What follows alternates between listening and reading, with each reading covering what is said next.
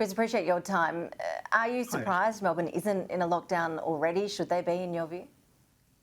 Look, I think it's more a matter at the moment. There's been such a worrying fog of war about this in terms of the fact that there's a gap in knowledge about the chain from the original case coming from South Australia and the current cluster, and also a difficulty at this stage. They're behind in working out how far and wide there is. They really don't know. So I think it's been said that the next 24 hours are really critical because they really need to kind of know whether they've got their arms around this or whether in fact they haven't, and then I think things are going to escalate. So I think at the moment this is still a sort of a sort-out phase, but buttons could be pushed quite quickly if it looks as though things are not under control. We've seen the Victorian government really under pressure today from the opposition to outline exactly what measures there are in place to go forward with that sort of lockdown measure. You mentioned that things are likely to escalate. From what you know about how these processes are worked out behind the scenes, what do you see the next measures will likely be from the government that they're likely to take? Fully dependent on whether they feel as though they've got things under control. So if we find a lot more cases that are popping out, in places which are unknown and they're still not in front of it, that means that the web of these cases is spread out further than they thought. They're going to have to push the pedal pretty hard, and it really gets down to that. And there are possibilities that you are talking about lockdowns if things get to that stage. Unfortunately, it does feel a little bit like a replay of last time.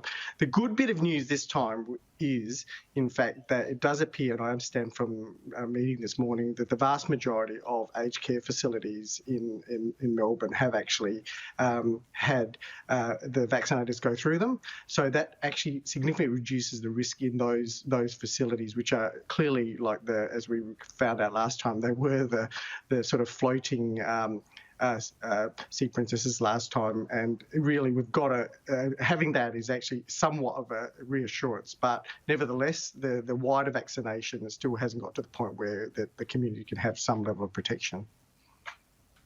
I think we're up to about 48 or so exposure sites now across the city, and one in Bendigo as well. Several of those relate to obviously a night out, somebody out all hours of the morning, it seems, at a number of bars. So it must be the nature of some of those exposure sites as well being a concern. When you look at the nature of some of the crowds we're expecting in Melbourne coming up, I mean, the football going ahead this weekend at the MCG, at Docklands, is that a smart move?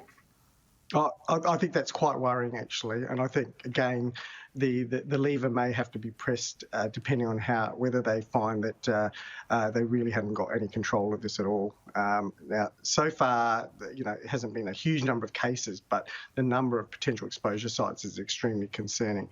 Really, that at the moment, because it's only a few days in, and because they know so little, they actually do need to have this next bit of time to really work out what the state of play is. Once they've got that, then they can make those decisions.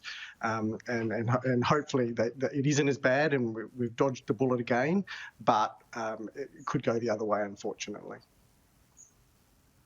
The source, as we know, of this latest Melbourne outbreak was actually hotel quarantine in your home state of South Australia. Are you convinced that the issues there have been worked out and fixed, that we won't see more COVID seeping out of Adelaide quarantine hotels? Obviously, the hotel quarantine issue, a big one, as Jonathan Lee was just talking us through some of the different options on the table at the moment.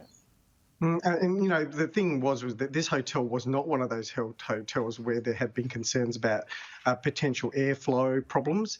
It had actually been checked beforehand and checked afterwards. So it shows that, particularly with these new variants, how infectious they are. And it is getting to the point, and the AMA has made the point, that hotel quarantine in the longer term doesn't look like a viable option because of the number of outbreaks. So really, at the moment, it is what we've got. So we have to shore that up as much as possible and make decisions around that. But in the longer term, we do need to find those other options, such as moving it out of the CBD and the centre of the city, where there's such a high risk at the moment. Just still in your home state from yesterday, I think it was anyone over the age of 16 living in country South Australia could get the COVID vaccine. Are you comfortable with that decision? Would you encourage Victoria, considering this situation, to get on board with a similar policy? And that was done in the circumstances where they had some extra vaccine after they've done their main groups out in the country. It was no point sending them back into the city.